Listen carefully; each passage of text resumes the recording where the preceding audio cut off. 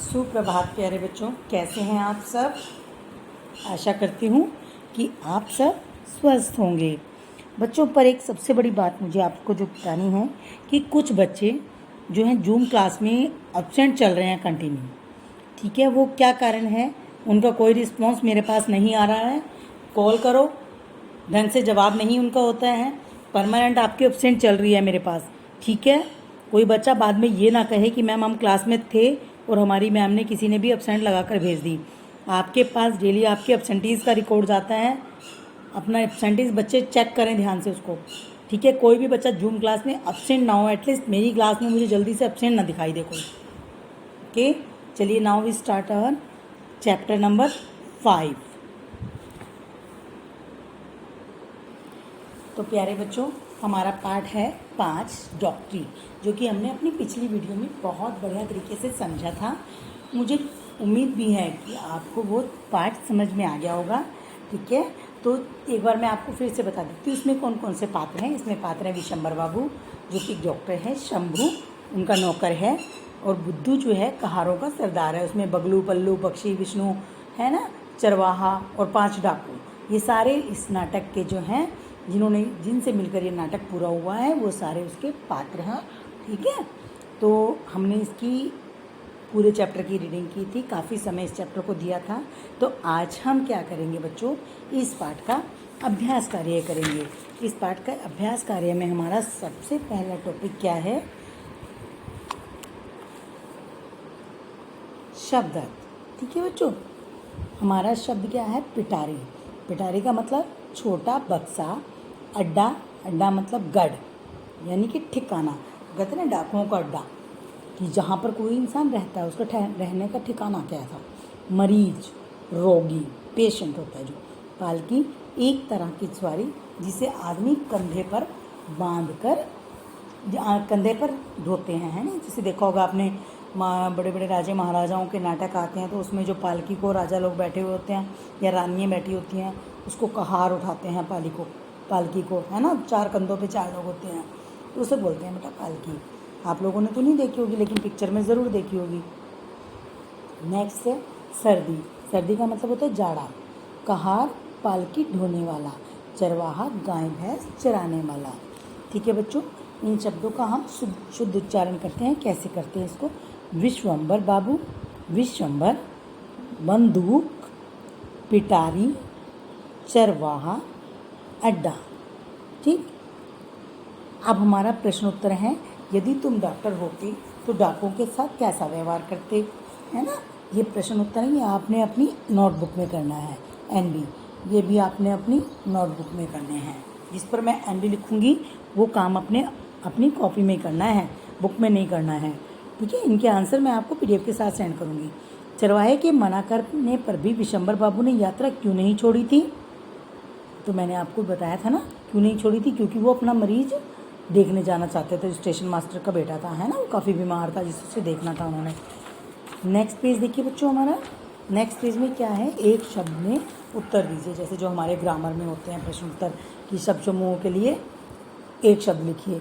लोगों को मारपीट कर धन लूटने वाला कौन होता है, डाकू। मरीज का इलाज करने वाला, डॉक्टर। पालकी डोली उठाने वाला, कहार। सामान रखने का छोटा बक्सा, पिटारी। क्लियर। अब हमारा क्या है, बहुवचन बनाते समय छोटी ई की मात्रा हलंत वाले व्यंजन के बाद लगाई जाती है ना।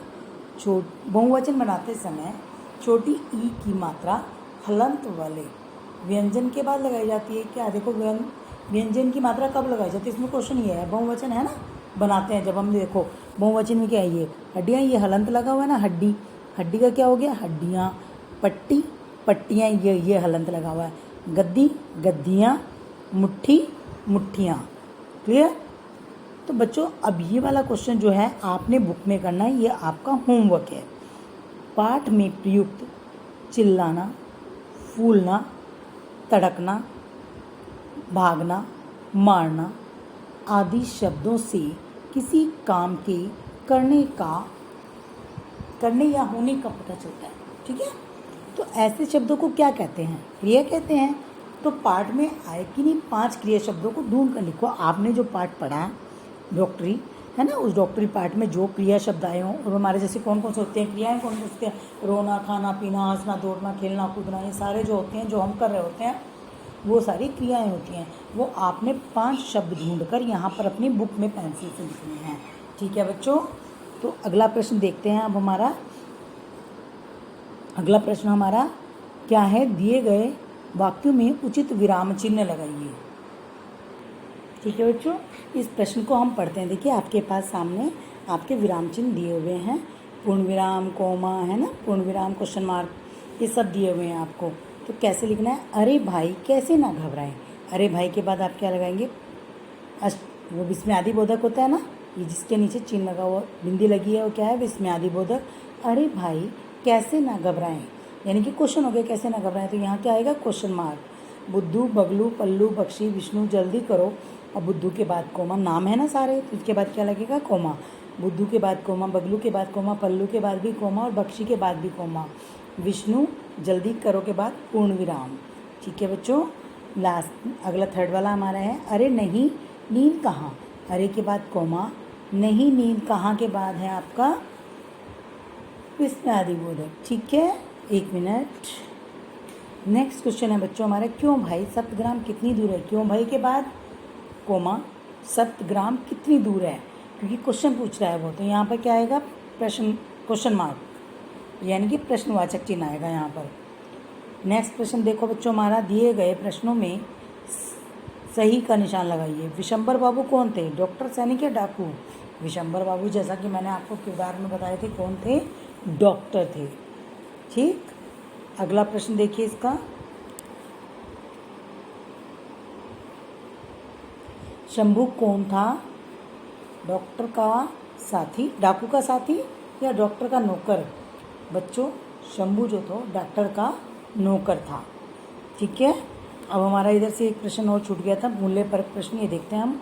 डॉक्टरी पाठ के आधार पर उत्तर दीजिए कि हमें किससे नफरत करनी चाहिए, बुरे आदमी से, अच्छाई से, डाकू से। नहीं, हमें हमेशा बुराई से नफरत करनी चाहिए, किसी इंसान से नहीं। बच्चे ये देखो हमारे प्रश्न उत्तर आ गए हैं। ये जो बुक वर्क है आपने ये बुक में ही करना है अपनी, और जो मैंने लिखा है डू इन एमबी वो आपने अपनी कक्षा कार्य की कॉपी में साफ और सुंदर लेख में करना है। क्या है आपके, यात्रा के आरंभ में विष्णु बाबू किस बात के लिए परेशान थे, है ना, ये आपने पढ़ा था, ये आपको मैं क्वेश्चन के साथ भेज दूँगी। घायल डाकुओं के लिए क्या किया गया। प्रश्न नंबर 3, शंभू की बहादुरी का एक किस्सा लिखिए। बच्चों आपने इस पाठ को पढ़ा, समझा और इसके अभ्यास कार्य को भी समझा है।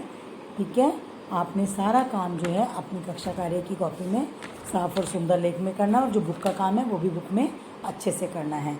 जब हम चैप्टर शुरू करेंगे तो हम भी इसी तरह से एक बॉक्स बनाएंगे। ठीक है, चैप्टर का नाम लिखकर डॉक्टरी, नाटक, फिर उसके हम बॉक्स बनाकर एक तरफ पात्र और एक तरफ परिचय लिखेंगे।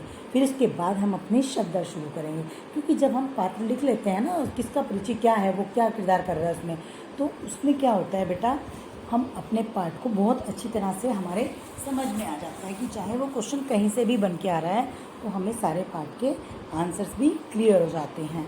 ठीक है, धन्यवाद बच्चों, आपका दिन शुभ रहे, आप स्वस्थ रहें।